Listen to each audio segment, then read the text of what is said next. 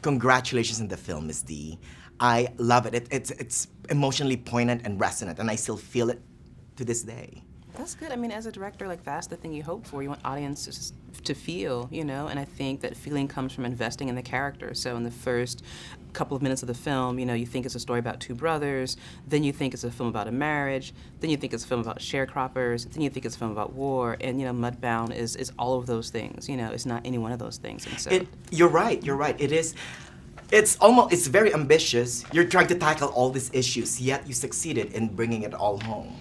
I think because I never approach narrative with like issues, I always start with like relationships and characters. So for me, if you lead with a message, you're gonna end up with polemic, you know? So I never wanna be didactic. I just wanna like, you know, have the audiences like believe these people, invest in them, care about them, and like I love, you know, people who contradict themselves and tangled up relationships, and Mudbound gives us all of those like shifting points of view. Thank you. In my in one of my notes in the screening, I was like, they don't make movies like this anymore. Thank they you. don't. The rich characters. You're right. It's not like a clash, symbols, everything's happening. Yeah. You could have, right?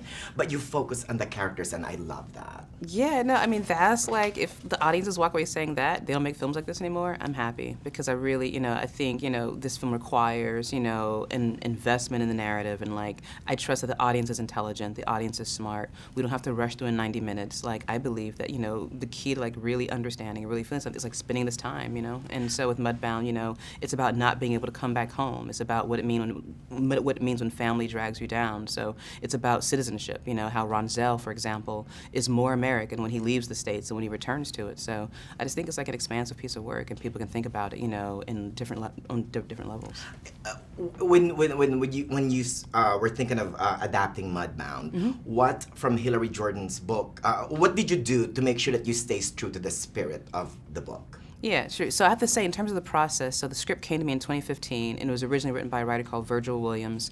And so I read Virgil's script, and that prompted me to want to go back and read the book and see what else was there. And the biggest thing for me was making the Jackson family whole and giving them agency and giving them like ideas, so they weren't just existing to serve the McCallum family. So, for example, like the moment where Ronzel leaves, you know, that's a scene that's not in the book, but it's important to have it because it establishes him as a son of the community, not just a son of Hap and Florence. And many of the intimate scenes between Hap and Florence, like I wrote, because it's important to show them as a loving, sexual couple who talk about things other than the McCallans. And things that I really loved in the book were, you know, the meditation on country violence, you know, where you have the montage of dead things.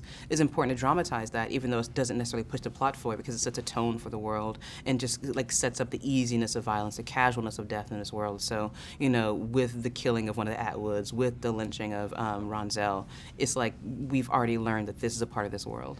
Great choice with Mary J. Blige, by the way. You just went in there believing in her without even seeing her if she could do justice to the character, right? Yeah, I knew that she could, though. Mary, I mean, it's very hard to give a restrained performance, and for Florence, I needed someone who had like an outer, you know, reserve, but this kind of raging in her life, this like emotional vulnerability, and I knew that Mary had that and can bring that to Florence. And, you know, I invite all my actors to like, and bring their personal histories to the work. And so Mary's able to like draw upon her own like personal histories of going down south with her family and give that to Florence. And so she was amazing to work with. Like, she's always like ready, knows everybody else's line, is just so prepared and so immersed in character, and was willing to really be so vulnerable and letting herself, you know, strip away the hair and the nails and like the brand of Mary J. and just be Florence. Am I right to assume or to say that the story in itself is a little archaic, right? The thinking of that place, but yet it's so new and it's so needed right now.